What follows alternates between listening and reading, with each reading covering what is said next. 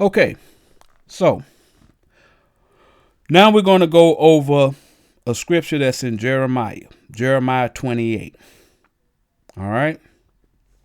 Jeremiah 28 explains the story of Hananiah.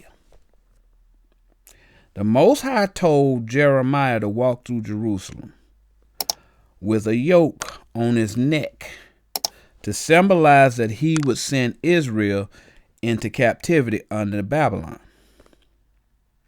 Then here comes Hananiah, and he prophesied a different prophecy than what the Most High directed, and he broke the symbolic yoke off of Jeremiah's neck,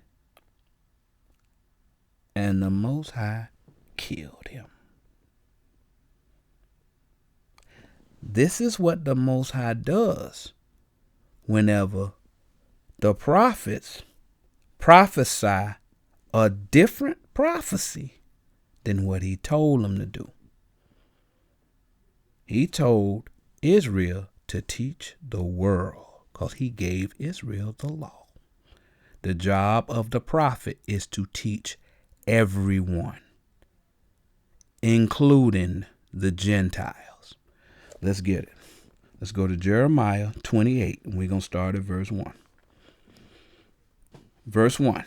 And it came to pass the same year, in the beginning of the reign of Zedekiah, king of Judah, in the 4th year, and in the 5th month, that Hananiah, the son of Azur, the prophet, which was of Gibeon, spake unto me is Jeremiah, in the house of the Lord, in the presence of the priests and of all the people, saying, Thus speaketh the Lord of hosts, the God of Israel, I have broken the yoke of the king of Babylon.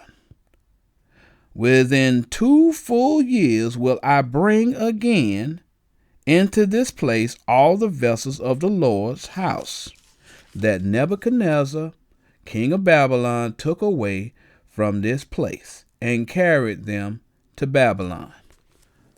Wow. Now here's Jeremiah walking around Jerusalem with a yoke on his neck, doing thus says the Most High. And here comes this prophet, and he changed what the Most High told Jeremiah. Now Jeremiah, initially, he's like, I hope he's telling the truth. But he knew what the Most High had told him, but he didn't say anything about it. Let's drop to verse 10. Then Hananiah the prophet took the yoke from off the prophet Jeremiah's neck and brake it. And Hananiah spake in the presence of all the people, saying, Thus saith the Lord, Even so will I break the yoke of Nebuchadnezzar, king of Babylon, from the neck of all nations, within the space of 2 full years. And the prophet Jeremiah went his way. So he's saying, okay, that's what the Most High told you. Okay, we'll follow whatever the Most High say. He didn't tell me that, but maybe he told you that. Okay. Then the word of the Lord came to Jeremiah, the prophet, after that Hananiah the prophet had broken the yoke from off the neck of the prophet Jeremiah, saying, now listen to how the Most High talk. Go and tell Hananiah, saying, Thus saith the Lord, Thou hast broken the yokes of wood, but thou shalt make for them yokes of iron. Most High is correcting folks. For thus saith the Lord of hosts, the God of Israel, I have put a yoke of iron upon the neck of all these nations, that they may serve Nebuchadnezzar. Now the Most High saying Hananiah lying. And they shall serve him, and I have given him the beasts of the field also. Then said Jeremiah unto Hananiah the prophet, Hear now, Hananiah, the Lord has not sent thee. So now Jeremiah understands what's going on. and he corrected him. The Lord hath not sent thee, but thou makest the people to trust in a lie. You see how Hananiah, being a prophet, told a lie and got the people to follow it. Just like there's a lot of these prophets out here saying the Gentiles are not going to get the kingdom. And there's a lot of people believing that lie. This is what the Most High does when people prophesize lies. All right. Therefore, thus saith the Lord, behold, I will cast thee from off the face of the earth. This year thou shalt die, because thou hast taught rebellion against the Lord. When the Most High tell you to do something, he said, teach every creature. And we're going to get some examples of teaching every creature. From the example, when he tells you to do something and you go and tell a lie, he says you are teaching rebellion against the Lord. When you teach a lie, you are teaching the people to rebel against the word of God.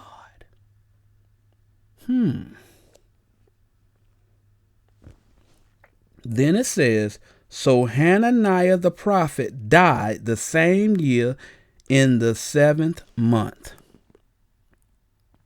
Let's go back to verse 1 so you can see when this all went down.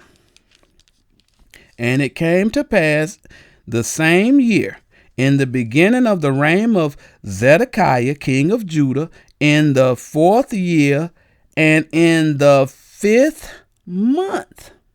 This happened in the 5th month.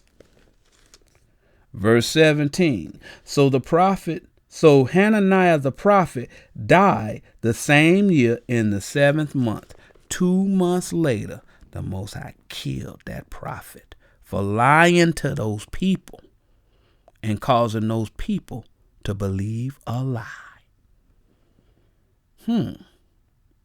That's a very significant punishment. You know, he did the same thing to Saul. If you go to 1 Samuel 15, and it talks about when the Most High told Saul to wipe out the Amalekites. And he came back with those sheep and oxen, and he brought the king back with him and all of that. Yeah, the Most High removed him from being a king, and then later on he killed him. When the Most High tell you to do something, he wants you to be obedient, or else there's a punishment. That's a warning to the prophets. But I made a bold statement. I said the example showed us what we're supposed to do.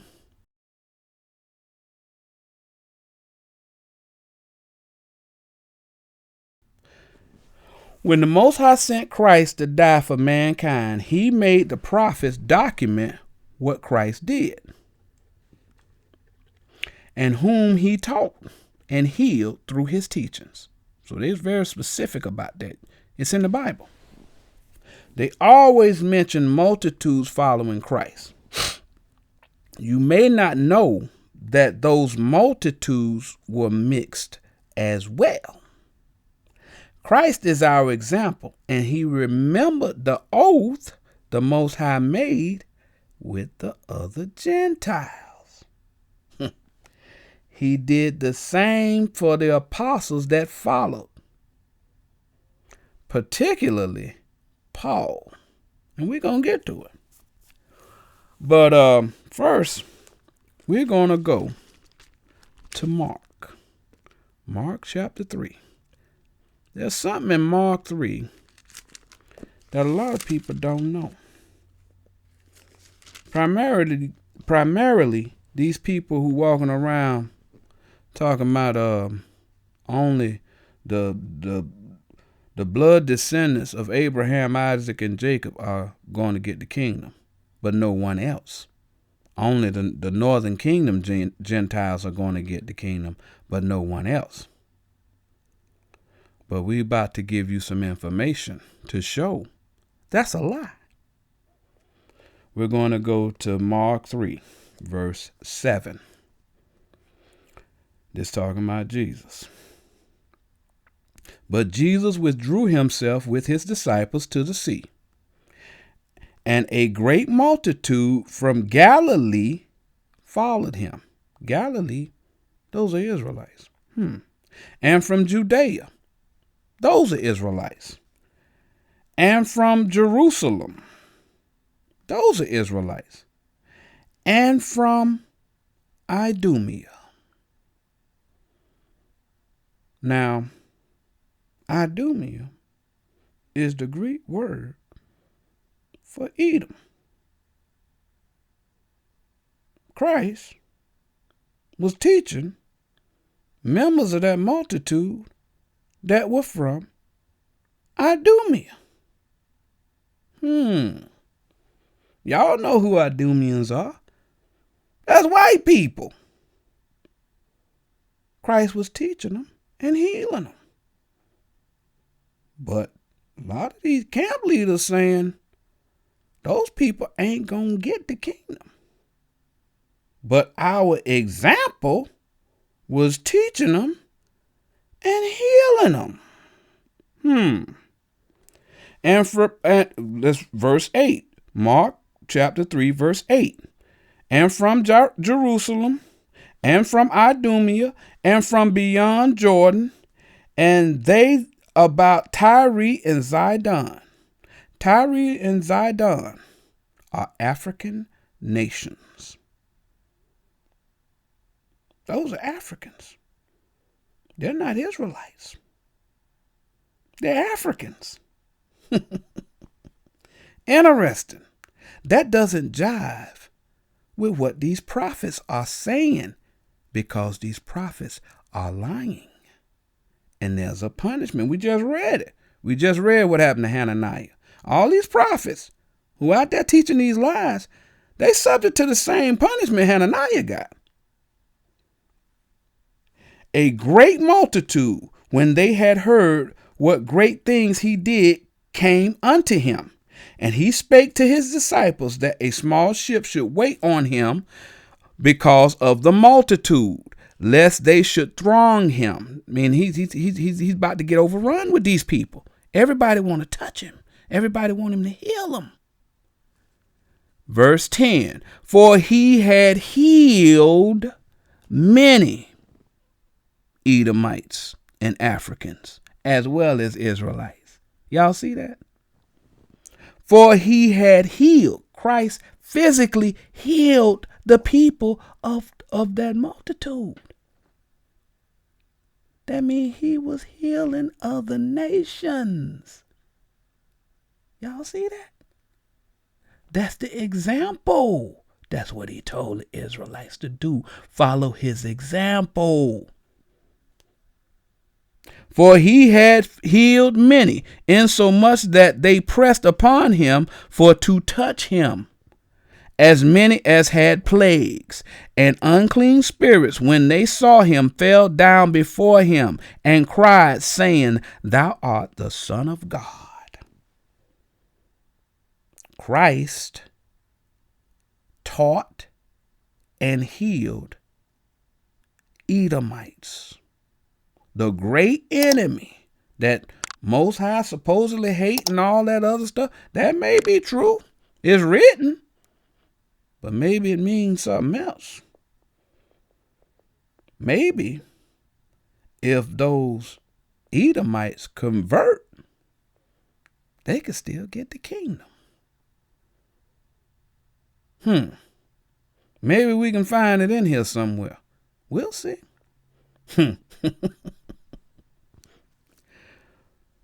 But that's the way the scriptures are written. It's telling you Christ healed all nations, not just blood descendants of Abraham, Isaac, and Jacob. All people he healed, and he taught the law to.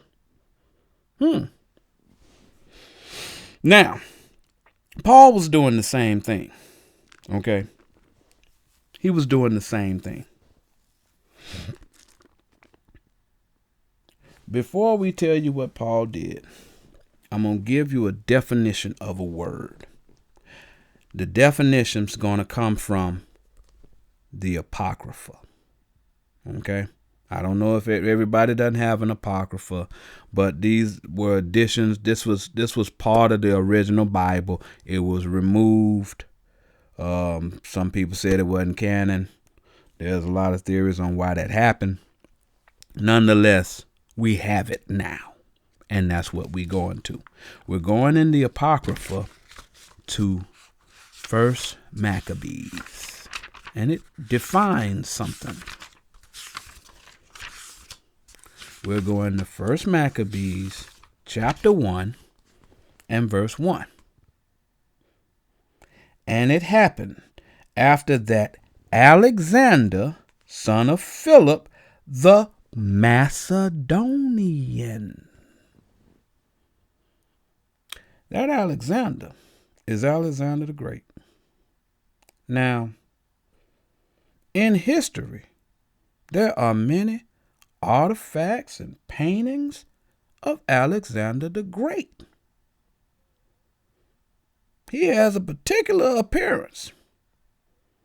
He's a white man. He's white. So when you see Macedonian, it's talking about white folks, the Greeks. Macedonian, white folks. So would it be possible that the disciples was teaching white folks? Let's see. We're going to go to Acts, because the best way to defeat a lie is to use the truth. We're going to Acts chapter 16. We're going to start at verse 9. Listen very closely, because if this says something and somebody else says that's not what it means, but you're reading it, that means that person is lying.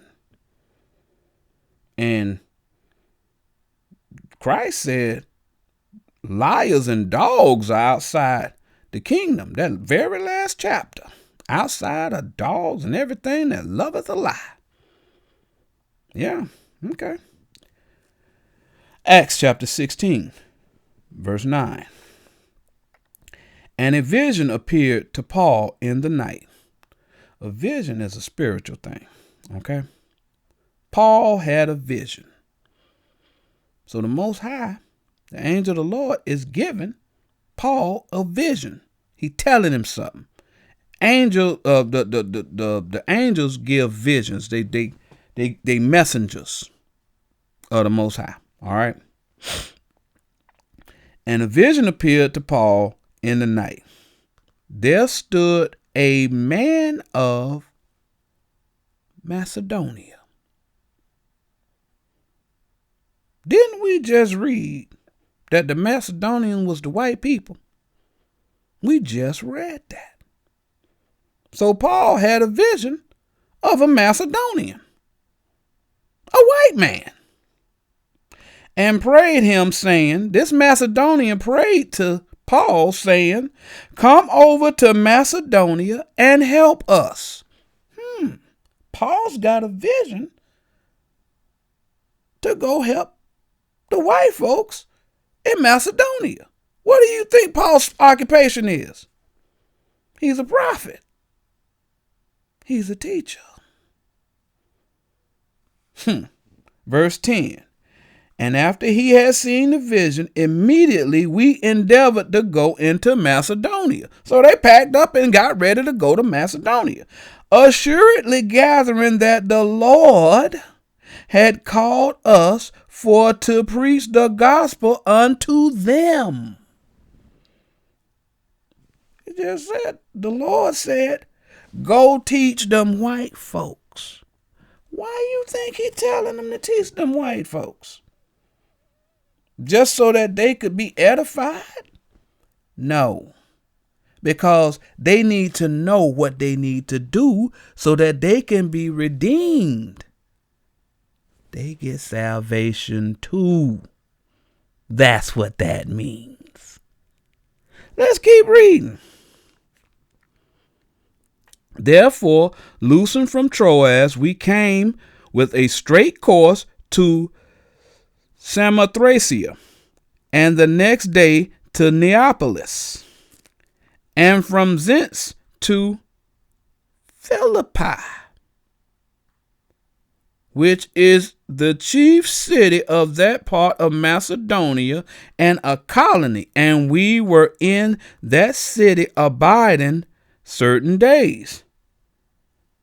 Wait a minute. Philippi? Wasn't there a church in Philippi? Philippi is of the people of Macedonia. The church of Philippi was white folks. That's what that just said. Interesting. Let's keep reading.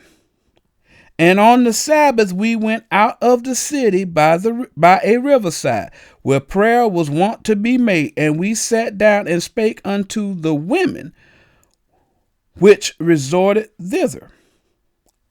And a certain woman named Lydia, a seller of purple of the city of Thyatira, which worshiped God, heard us, whose heart the Lord opened, that she attended unto the things which were spoken of Paul. In Revelations 2, don't they speak of the church of Thyatira? So Philippi and Thyatira are in Macedonia. Those churches are of white people. That's what that's telling you. Those are white churches that Paul was preaching the word to in Macedonia. Y'all see that? You can continue to believe whatever you want to believe. You know, these men are very convincing. The way that they preach, they speak with such authority. But this book is saying something different than what they saying. So you got to ask, who you going to believe? Those men or your lying eyes? Because we just read it. Philippi and Thyatira, that's from the land of the white people. Those are white churches that Paul was teaching. That's right. That's right. Notice the Most High is keeping his promise to those who made the oath with him in Deuteronomy 29. He's keeping that oath. He's keeping that oath. The Most High takes an oath very seriously and will kill those that violate that oath. Now, we getting ready to prove what I just said. But before that, we're going to go to Romans. We're going to go to Romans 15:4. Remember when I first started, I told you, you have to think spiritual. You have to think spiritual or you're not going to get it. All right? Romans 15:4 is telling you something. We're going to read it.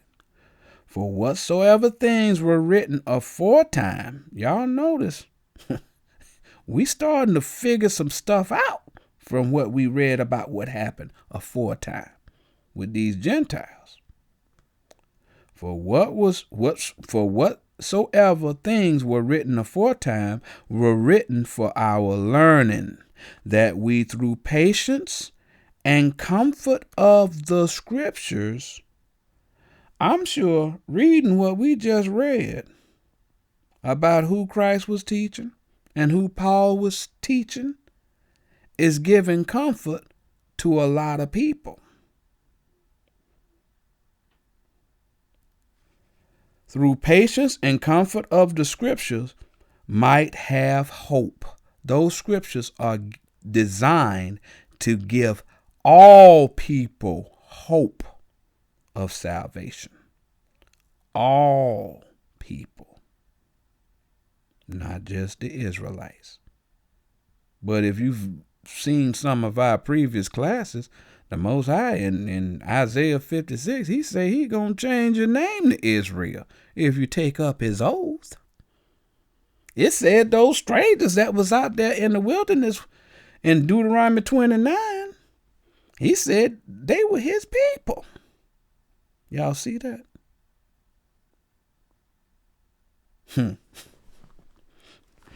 Let's go to, we're going to go to Joshua chapter 2. All right. Something happened in Joshua. It's going to give us a little bit more information about how the Most High worked. Again, my job is to teach. The person has to make their own determination of which prophet they want to listen to. But if a prophet's saying this and you read something else in the Bible, then that prophet, his word is not reliable. So if you go and you adjust your life to live according to that prophet's speech, and you now know it's a lie, well, you get the judgment for following that prophet. I don't have to lie to you to get you to like me. Don't care if you like me at all. Most High told me to teach. That's what I'm doing. Let's go to Joshua chapter 2. We're going to start at verse 1. And Joshua, the son of Nun, sent out of Shittim 2 men to spy secretly, saying, Go view the land, even Jericho. Now this is whenever they crossed the river Jordan. And when they crossed the river Jordan, they were laying nations flat. The whole world knew who the Israelites were because they was defeating everybody. Everybody in the area were terrified of the Israelites because they knew their God fought for them. They didn't have a real God, but the Israelites had a real God, and he showed himself, and he was fighting for his people. All right? So now, verse 2. No, verse 1. And Joshua the son of Nun sent out of Shittim 2 men to spy secretly, saying, Go view the land, even Jericho. And they went and came into an harlot's house named Rahab and lodged there. Okay. Now Rahab is a citizen of Jericho. She's not an Israelite. Oh, and She wasn't standing out there, as the Most High told you in Deuteronomy 29.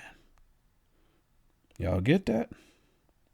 All right. And it was told the king of Jericho, saying, Behold, there came men in hither tonight of the children of Israel to search out the country. So they find out that these two men are in the city. So they're trying to find them. And they go and they try and find them. They go to Rahab, because they say, well, they went with that harlot over there, blah, blah, blah, blah, blah, and they trying to find these men. So they went to her to ask her where these men are. All right. Verse 6. But she had brought them up to the roof of the house and hid them with the stalks of flax, which she had laid in order upon the roof. And the men pursued after them the way to Jordan unto the fords. And as soon as they which pursued them were gone out, they shut the gate. So she told them she ain't know where they were. So they sent a posse out to try and find them. All right. And before they were laid down, meaning those two men, she came up unto them upon the roof. And she said unto the men, I know that the Lord hath given you the land, and that your terror is fallen upon us. They're terrified of the Israelites. And that all the inhabitants of the land faint because of you. These people are fearful of the Israelites. For we have heard how the Lord dried up the water of the Red Sea for you. She telling them their history. When ye came out of Egypt, and what ye did unto the two kings of the Amorites that were on the other side Jordan, Sihon and Og, whom ye utterly destroyed. She knows about all the exploits of the Israelites. That word is passing throughout the land, what the Most High is doing on behalf of the Israelites. And as soon as we had heard these things, our hearts did melt, neither did there remain any more courage in any man because of you.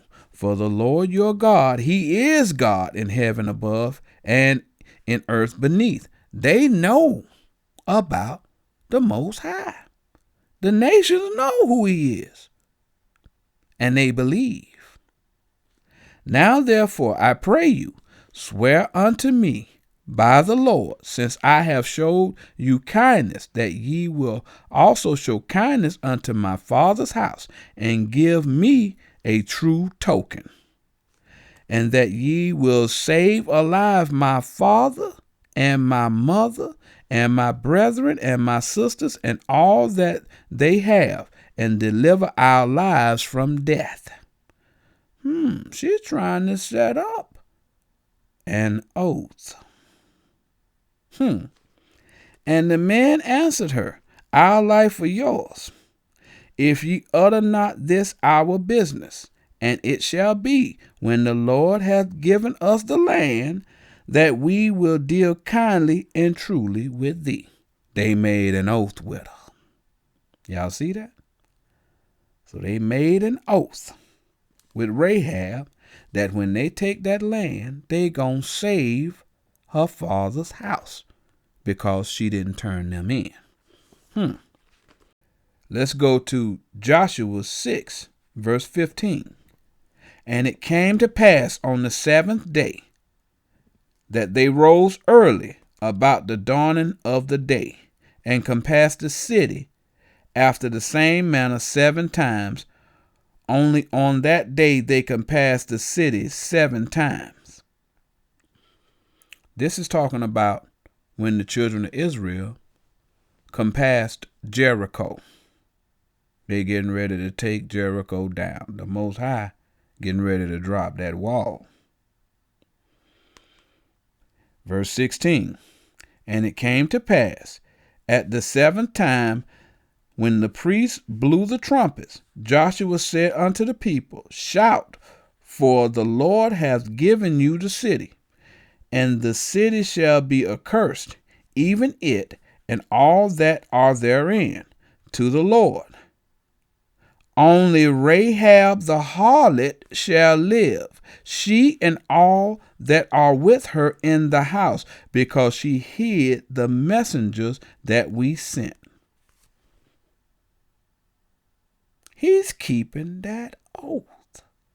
Joshua didn't make that oath. But when those men made that oath with her, they spoke on the Most High's behalf. That's right. Joshua knew he couldn't break that oath. Verse 19. But all the silver and gold and vessels of brass and iron are consecrated unto the Lord. They shall come into the treasury of the Lord. So the people shouted when the priests blew with the trumpets. And it came to pass, when the people heard the sound of the trumpet, and the people shouted with a great shout, that the wall fell down flat, so that the people went up into the city, every man straight before him, and they took the city, and they utterly destroyed all that was in the city, both man and woman, young and old, ox and sheep and ass, with the edge of the sword. But Joshua had said unto the two men that had spied out the country, Go into the harlot's house, and bring out thence the woman and all that she hath, as ye swear unto her. And the young men that were spies went in and brought out Rahab and her father and her mother and her brethren and all that she had. And they brought all her kindred and left them without the camp of Israel. And they burnt the city with fire, and all that was therein, only the silver and gold and the vessels of brass and of iron they sent into the treasury of the house of the Lord. And Joshua saved Rahab the harlot alive, and her father's household, and all that she had, and she dwelt in Israel even unto this day, because she hid the messengers which Joshua sent to spy out Jericho. Joshua kept that oath. He sure did. The Most High keeps the oath of not just a small group, but also the oath of a nation. Now, Rahab and her family, they were a small group. He'll do it for a nation too. It doesn't matter the size. Whosoever keeps the oath will be redeemed.